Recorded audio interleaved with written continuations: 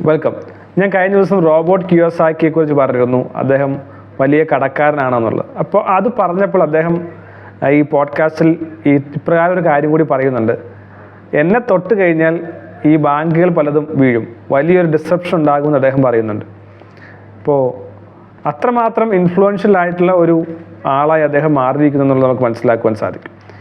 ഞാനിത് പറയാൻ കാരണം സ്വിസ് ബാങ്കേഴ്സ് അല്ലെങ്കിൽ സ്വിസ് ബാങ്ക് ഇൻവെസ്റ്റേഴ്സ് അവർ ധാരാളം പണം ഉണ്ടാക്കുന്നവരാണ്. ലോകത്തിൽ അറിയപ്പെടുന്ന ക്ലവറായിട്ടുള്ള ഇൻവെസ്റ്റേഴ്സാണ്. നന്നായിട്ട് സ്പെക്കുലേറ്റ് ചെയ്യാനും ഗാംബിൾ ചെയ്യാനും കഴിയുന്നവരാണ്. മോസ്റ്റ് അഫ്ലുവൻ്റ് ആയിട്ട് ആളുകളാണ് സ്വിസ് ബാങ്കിൽ ഇൻവെസ്റ്റ് ചെയ്തിരിക്കുന്ന പല ആളുകളും. അപ്പോൾ ഇവരുടെ ഒരു മനോഭാവം അല്ലെങ്കിൽ ഇവരുടെ കുറച്ച് ആക്സിയംസ് അല്ലെങ്കിൽ റൂൾസ് അല്ലെങ്കിൽ ലോസ് ഇവർ പിന്തുടരുന്ന കാര്യങ്ങൾ ഒരു പുസ്തകത്തിൽ വിവരിച്ചിട്ടുണ്ട്. ദ സൂറിച്ച് ആക്സിയോൺസ് എന്ന പേരിൽ എഴുതിയ മനോഹരമായ പുസ്തകമാണ്. മാക്സ് ഗുന്തർ എഴുതിയ പുസ്തകമാണ്. അതിൽ ഏകദേശം കുറേയധികം പ്രിൻസിപ്പിൾസ്, ലോസ് പറയുന്നുണ്ട്. റിസ്ക്കും റിവാർഡും, എങ്ങനെ റിസ്ക് എടുക്കണം, ആ റിസ്കിലൂടെ എങ്ങനെ റിവാർഡ് നേടുവാൻ സാധിക്കും എന്നുള്ളതാണ് ഈ പുസ്തകം പറയുന്നത്. അപ്പോൾ സ്വിസ് ബാങ്ക് എന്ന് പറയുന്നത് നമുക്കറിയാം, സ്വിസ്സിലെ ബാങ്കേഴ്സ് എല്ലാവരും ഹൈലി റിച്ച് ആയിട്ടുള്ളവരാണ്. അപ്പോൾ ആ ഒരു തത്വചിന്തകളെ കുറച്ച് മനസ്സിലാക്കിയത് തീർച്ചയായും നമുക്ക് പ്രയോജനപ്രദമായിരിക്കും. അപ്പോൾ തീർച്ചയായും മോർ റിസ്ക് മോർ റിട്ടേൺ എന്ന് പറയും. പക്ഷേ റിസ്ക് എടുക്കുന്നത് കാൽക്കുലേറ്റർ അല്ല എങ്കിൽ തീർച്ചയായും അബദ്ധം വരുവാൻ അല്ലെങ്കിൽ വലിയ നഷ്ടമുണ്ടാക്കുവാൻ, നമ്മുടെ എൻറ്റയർ ലൈഫ് അവതാളത്തിലാകാനുള്ള സാധ്യത വളരെ കൂടുതലാണ്. അപ്പോൾ ക്ലെവറായി സ്പെക്കുലേറ്റ് ചെയ്യുവാൻ, ക്ലെവറായി ഇൻവെസ്റ്റ് ചെയ്യുവാൻ, ക്ലെവറായി ഗാംബിൾ ചെയ്യുവാൻ, കാൽക്കുലേറ്റർ റിസ്ക് എടുക്കുവാൻ നമുക്ക് കഴിയണം. അപ്പോൾ the rules of risk and reward used by generation of Swiss bankers ആയിട്ടുള്ള പരമ്പരാഗതമായി വളരെ വർഷങ്ങളായി ഇൻവെസ്റ്റ് ചെയ്തുകൊണ്ടിരുന്നവർ എങ്ങനെ റിസ്ക് കുറച്ചുകൊണ്ട് കൂടുതൽ റിവാർഡ് നേടിയെന്നുള്ളതാണ് ഈ പുസ്തകത്തിൽ പറയുന്നത്. അവർ പറയുന്നത് നമുക്ക് റിസ്ക് കൂടുമ്പോൾ നാം കുറച്ചൊക്കെ വറി ചെയ്യാറുണ്ട്. അപ്പോൾ അതുകൊണ്ട് റിസ്ക് നല്ലതാണ്, ഒപ്പം തന്നെ വറിയും ആവശ്യമാണ്. വളരെ കംഫർട്ടബിളായി നാം റിസ്ക് എടുക്കാനായിട്ട് പോകുന്നെങ്കിൽ അപകടമാണ്. അപ്പോൾ വറി എന്നുള്ള ആശയം റിസ്കിന് കൂടെ പോകുന്ന ഒന്നാണ്. ഒരു വറിയുമില്ലാതെ ജീവിച്ചു കഴിഞ്ഞാൽ തീർച്ചയായും നമ്മുടെ ജീവിതം പ്രോഗ്രസിങ് ആവില്ല. ഇപ്പോൾ എൻജോയബിൾ ആയിട്ടുള്ള ലൈഫിന് ഒരു മോഡറേറ്റ് ആയിട്ടുള്ള വറിയും റിസ്ക്കും ആവശ്യമാണെന്നുള്ളതാണ് പറയുന്നത്. രണ്ടാമത്തെ പുസ്തകം പറയുകയാണ്, ഒരു മെൻ്റൽ ഹെൽത്ത് കീപ്പ് ചെയ്യാൻ കാൽക്കുലേറ്റ് റിസ്ക് എടുക്കേണ്ടത് ആവശ്യമാണ്. ഒരു വലിയ റിസ്ക് എടുത്ത ശേഷം എന്നും ആവലാതിയും എന്നും സ്ട്രെസ്സും എന്നും ടെൻഷനുമായി നാം ആരോഗ്യവും മാനസികാരോഗ്യവും ശാരീരിക ആരോഗ്യവും നശിപ്പിക്കുന്നെങ്കിൽ വലിയ പ്രതിസന്ധി ഉണ്ടാകാൻ സാധ്യതയുണ്ട്. ധാരാളം ആളുകൾ ഇങ്ങനെ കടന്നു പോകുന്നത് ഞാൻ കാണാറുണ്ട്. വലിയ കടവും വലിയ ലോണും വലിയ റിസ്ക്കും എടുക്കും, പിന്നെ ഒരിക്കലും കരകയറാൻ പറ്റാത്ത അവസ്ഥയിൽ ആകുന്ന ആളുകളുണ്ട്. എന്നെ കേൾക്കുന്ന നിങ്ങളിൽ പലരും ചിലരെങ്കിലും ഈ ഒരു വലിയ അവതാളത്തിൽ പെട്ടിരിക്കുന്നവരാകാം. അപ്പോൾ നിങ്ങൾ മെൻ്റൽ സ്റ്റെബിലിറ്റിയെയും ഫിസിക്കൽ ഹെൽത്തിനെയും എല്ലാം ഇതെങ്ങനെ ബാധിക്കുന്നു നിങ്ങൾക്ക് ഇപ്പോൾ തന്നെ മനസ്സിലാക്കുവാൻ സാധിക്കും. അപ്പോൾ വളരെയധികം റിസ്ക് എടുക്കാതിരിക്കും, ഒപ്പം തന്നെ ഒരു കംഫോർട്ട് സോണിൽ എത്തിക്കഴിഞ്ഞാൽ നാം അതിനെ എങ്ങനെ സ്റ്റെബിലൈസ് ചെയ്ത് മുന്നോട്ട് പോകാൻ സാധിക്കും തുടങ്ങിയ വിഷയങ്ങൾ ചിന്തിക്കാനായിട്ടാണ് ഈ മാക്സ് ഗുന്തർ പുസ്തകത്തിൽ പറയുന്നത്. കുറേ റിസ്ക് എടുക്കരുത്, ഒപ്പം തന്നെ ഒട്ടും റിസ്ക് എടുക്കാതിരിക്കരുത്. ധാരാളം കാര്യങ്ങൾ പറയാൻ. അതിനകത്ത് ഈ പ്രിൻസിപ്പിളിൽ ചിലത്, ഒരു 7 പ്രിൻസിപ്പിളുകൾ, 7 ലോകൾ, 7 ആക്സിയംസ് എന്ന് നിങ്ങൾക്കറിയാം.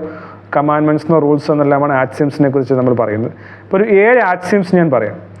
ഇനി ഒരു ജനറൽ ആയിട്ടുള്ള പ്രിൻസിപ്പിൾ, നമ്മുടെ ഇൻകം മേ ബി നമ്മുടെ ജോബായിരിക്കാം, ബിസിനസ് ആയിരിക്കാം, ഒരു 50% നമുക്ക് സ്റ്റേബിളായിട്ടുള്ള ഇൻകം വരേണ്ടത് ആവശ്യമാണ്. അപ്പോൾ ബാക്കി നമുക്ക് ഇൻവെസ്റ്റ്മെൻറ്റിലൂടെയും അല്ലെങ്കിൽ സ്പെക്കുലേഷൻസിലൂടെയും എല്ലാം നമുക്ക് നേടുവാനായിട്ട് സാധിക്കും. ഇപ്പോൾ എപ്പോഴും സ്റ്റേബിൾ ആയിട്ടുള്ള ഇൻകം 50% ഉണ്ട് നമുക്ക് ഉറപ്പുവരുത്തേണ്ടത് ആവശ്യമാണ്. അതിനുശേഷം ചെറിയൊരു തുക വെച്ച് ഗാംബിൾ ചെയ്യുകയും അല്ലെങ്കിൽ ഒരു പാർട്ട് കൊണ്ട് മാത്രമേ നാം ഈ പറയുന്ന സ്പെക്കുലേഷനും റിസ്കിലേക്കും പോകാവൂ എന്നുള്ളതാണ് മനസ്സിലാക്കിയിരിക്കേണ്ടത്. ഒന്നാമത്തെ ആക്സിയം എന്ന് പറയുന്നത്, എനിക്ക് ഈ റിസ്ക് എടുത്താൽ ഉണ്ടാകാൻ പോകുന്ന ലോസ് അഫോർഡ് ചെയ്യാൻ സാധിക്കും. ഏറ്റവും മോശമായ റിട്ടേൺ അല്ലെങ്കിൽ ഏറ്റവും മോശമായ ഔട്ട്കം എന്തായിരിക്കും, ഈ ഒരു ഏറ്റവും വേഴ്സ്റ്റായി സംഭവിച്ചാൽ അത് അഫോർഡ് ചെയ്യാൻ എനിക്ക് സാധിക്കും എന്ന് വെച്ചാൽ, എൻ്റെ വീട് പണയം വെച്ചാണ് ഞാൻ ലോൺ എടുത്തിരിക്കുന്നത്. എൻ്റെ വീട് പോയാൽ, ജപ്തി ചെയ്താൽ എനിക്ക് എന്താണ് സംഭവിക്കുക, ഞാൻ വലിയൊരു കടക്കാരനായാൽ എന്താണ് സംഭവിക്കുക, ആ റിസ്ക് എടുക്കാൻ അഫോർഡ് ചെയ്യാൻ എനിക്ക് കഴിയുമോ എന്നുള്ളത് ആദ്യം ചിന്തിക്കേണ്ടതാണ്. രണ്ടാമത്തെ കാര്യം പറയുന്നത്, once you get profit try to exit. നിങ്ങളൊരു സ്ഥലത്ത് ഇൻവെസ്റ്റ് ചെയ്തു, നിങ്ങൾക്ക് കാര്യമായ പ്രോഫിറ്റ് കിട്ടി എന്ന് തോന്നിയാൽ കൂടുതൽ കിട്ടാനായി ആർത്തി കാണിക്കാതെ, ഗ്രീഡി ആകാതെ, കിട്ടിയ പ്രോഫിറ്റ് കൊണ്ട് എക്സിറ്റ് ചെയ്യാൻ സാധിക്കുന്നുണ്ടെങ്കിൽ അതായിരിക്കും കൂടുതൽ നല്ലതെന്നുള്ളതാണ് ഈ ആക്സിയം പറയുന്നത്. ഒരു പർട്ടിക്കുലർ ലെവൽ നമ്മുടെ മനസ്സിൽ വിചാരിച്ചിട്ടുണ്ടാകും ഇത്രയും പ്രോഫിറ്റ് കിട്ടാനുള്ള സാധ്യത, ഇത്രയും കിട്ടിയാൽ നല്ലതാണ് എന്ന് ചിന്തിച്ചാൽ ആ ലെവലിൽ എത്തിയാൽ നാം പിന്നീട് ഗ്രീഡിയായി നിൽക്കാതെ എക്സിറ്റ് ചെയ്യാനായിട്ടാണ് രണ്ടാമത്തെ പ്രിൻസിപ്പിൾ പറയുന്നത്. മൂന്നാമത്തെ കാര്യം, when ship start sings swim away എന്ന് വെച്ച് കഴിഞ്ഞാൽ എന്തെങ്കിലും വലിയൊരു അപകടം വരാൻ പോവുകയാണ്, ഇത് പണി കിട്ടാൻ സാധ്യതയുണ്ട്, ഇത് നഷ്ടം വരാൻ സാധ്യതയുണ്ടെന്ന് തോന്നിയാൽ ഈ ഷിപ്പ് മുഴുവൻ മുങ്ങി മരിക്കാൻ കാത്തിരിക്കില്ലേ, അന്നേരം ഇരുന്ന് പ്രാർത്ഥിച്ച് ദൈവമേ രക്ഷിക്കണമേ എന്ന് വിചാരിക്കാൻ നിൽക്കല്ലേ. ഡേഞ്ചറസ് ആണ് എന്ന് ഉറപ്പായാൽ എത്രയും പെട്ടെന്ന് സ്വിം ചെയ്യുക. നഷ്ടമായാലും ഉള്ള നഷ്ടം കൊണ്ട് ഇനിയും നഷ്ടപ്പെടാതിരിക്കാൻ കഴിയുന്ന രീതിയിൽ നിങ്ങൾ ജമ്പ് ചെയ്യേണ്ടത്, ഷിപ്പ് സിങ്ക് ചെയ്യുന്നതിന് മുമ്പ് നിങ്ങൾ ജമ്പ് ചെയ്യുകയും സ്വിം ചെയ്യുകയും ചെയ്യേണ്ടത് വളരെ ആവശ്യമാണ്. ആയി നാലാമത്തെ ഒരു ചിന്ത കൂടി പറയാം. ആക്സിയംസ്, സ്മോൾ ലോസസ് നമുക്കുണ്ടാകാം, ചെറിയ നഷ്ടങ്ങളുണ്ടാകാം. ആ ചെറിയ നഷ്ടങ്ങളെ അക്സെപ്റ്റ് ചെയ്യാൻ തയ്യാറാകണം. തുടക്കത്തിൽ തന്നെ ലാഭം കിട്ടണമെന്ന് വിചാരിക്കരുത്. ചെറിയ നഷ്ടങ്ങൾ ഇനിഷ്യലി ഉണ്ടെങ്കിലും ലാഭം ഉണ്ടാകാനുള്ള സാധ്യത ഉണ്ടെന്നുള്ളൊരു ചിന്ത നമുക്കുണ്ടെങ്കിൽ നല്ലതാണ്.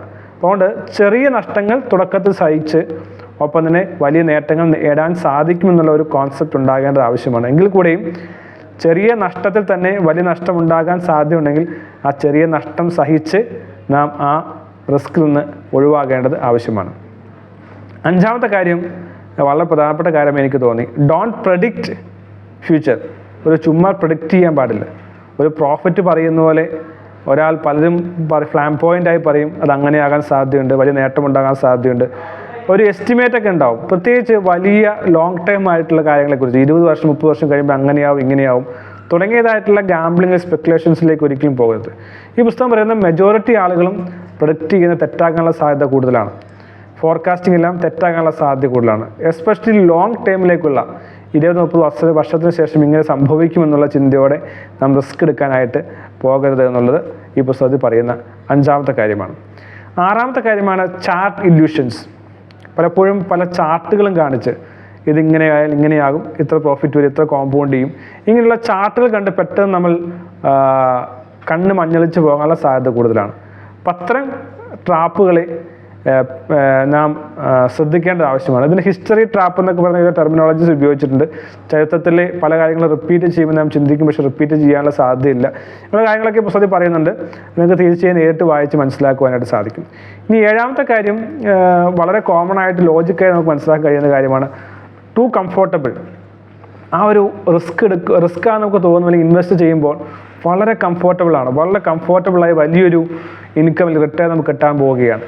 അങ്ങനെ അവസ്ഥയാണെങ്കിൽ തീർച്ചയായും അതിൽ നിന്ന് മാറേണ്ടത് ആവശ്യമാണ്. എപ്പോഴും റിട്ടേൺ ഉണ്ടെങ്കിൽ റിസ്ക് ഉണ്ട്. ഒരു റിസ്ക്കുമില്ലാതെ വളരെ എളുപ്പത്തിൽ too good to be true എന്നെല്ലാം പറയും, വളരെ നല്ലതായി തോന്നും, എന്ത് നല്ല ഓഫറാണിത്, എന്ത് നല്ല സ്കീമാണിത്, ഇത് കിട്ടിയാൽ എൻ്റെ ജീവിതം രക്ഷപ്പെടും തുടങ്ങിയതായിട്ടുള്ള ഒരു റിസ്ക്കുമില്ലാതെ വളരെ കംഫോർട്ടബിൾ ആൻഡ് കോസി ആയിട്ടുള്ള ഇൻവെസ്റ്റ്മെൻറ്റിലേക്ക് നാം പോയാൽ, റിസ്ക് ഒട്ടുമില്ലാതെ വലിയ റിട്ടേൺ കിട്ടുമെന്ന് തോന്നി അതിനകത്ത് പോയാൽ തീർച്ചയായും ഒരു പരാജയം അല്ലെങ്കിൽ നഷ്ടമുണ്ടാകാൻ സാധ്യത കൂടുതലാണ്. അതുകൊണ്ട് ഈ പുസ്തകം നിങ്ങൾക്ക് വായിക്കാം. സൂറിച്ച് ആക്സിയംസ്, സ്വിസ് ബാങ്കേഴ്സ് എങ്ങനെയാണ് റിസ്ക് എടുക്കുന്നത്, എങ്ങനെയാണ് മാക്സിമം നേട്ടം ഉണ്ടാക്കുന്നത് പറയുന്ന പുസ്തകം വായിക്കുക. നിങ്ങൾക്ക് നല്ല വായനാനുഭവം നേരുന്നു. All the best.